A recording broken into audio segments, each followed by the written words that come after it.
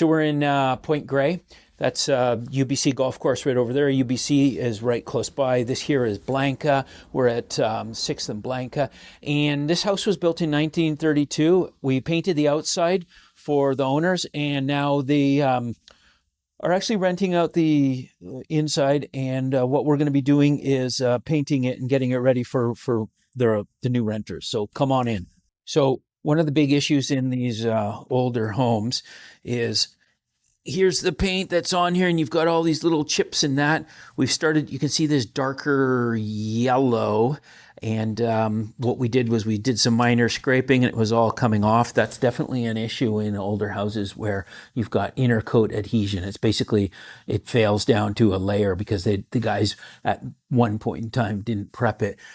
These older houses are painted with oil paint, and so we've got, this is an older oil, this is a newer oil, but this house was last painted like in the 80s in this color right here. So a lot of painters nowadays, guys even who've been painting less than 20 years or less, they don't understand how oil paint works. They've never really used it. And so whatever you do when you're hiring a contractor for your heritage house, make sure that they have been around and they got the experience. What we've got here is the living room, the dining room. We put plastic up. Take a look up here. So this is lath and plaster.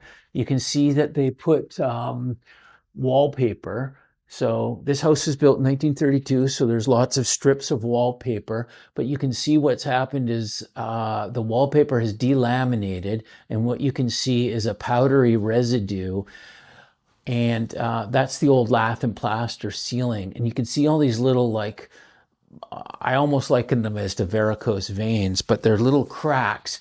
And because what's happened is the house has settled, the lath and the plaster has moved, and we're doing sort of a cosmetic simple fix.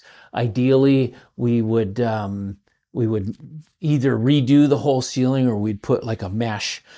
We have 3-foot wide sheets of fiber mesh tape, a whole roll. We can put that on, and then we could skim the whole ceiling. And if there's any areas where the plaster is loose, we would set it in with specialized washers to hold it in place, and then redo it. Here is not the original kitchen. This kitchen was probably put in 1987. You can tell it has that distinctive 87 look and feel. This is a new floor. This here is the old floor. You can see the transition between the two. New floor, well, 87, and then this 1932. Check out this 1932 bathroom. I know some people they're not gonna like it, but I think it's amazing. You got the original toilet, you got the original pedestal sink. Tile has been painted over, which is unfortunate, but it's held up. I never did it. Check out the size of this closet. Actually, in the downtown Vancouver, in a condo, this would be a bedroom. I'm half joking. Actually, it'd be, you could put a small bunk bed in there, rent it out for probably $800, $850. So what we have up here is we've got more issues with ceiling.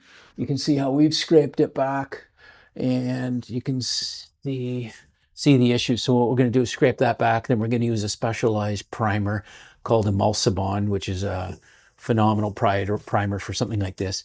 Because if I rub my hand on there, it's going to be really dusty, and you keep wiping and it keeps dusting. Okay, now you got to check this out. I know some people are going to hate this. I think it's kind of wild. It's 1932 bathroom. Check out the little tiny tiles. It's kind of lavender. I don't know if the camera's going to quite totally pick it up.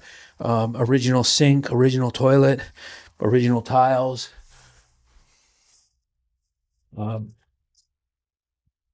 Yeah, this was sort of common in this time period. It's amazing. It's got the cove molding, or excuse me, the cove. Is that an eased edge? Anyways, it's quite nice. I like it. And I mean, I don't love the color, but I do like it because it's totally retro.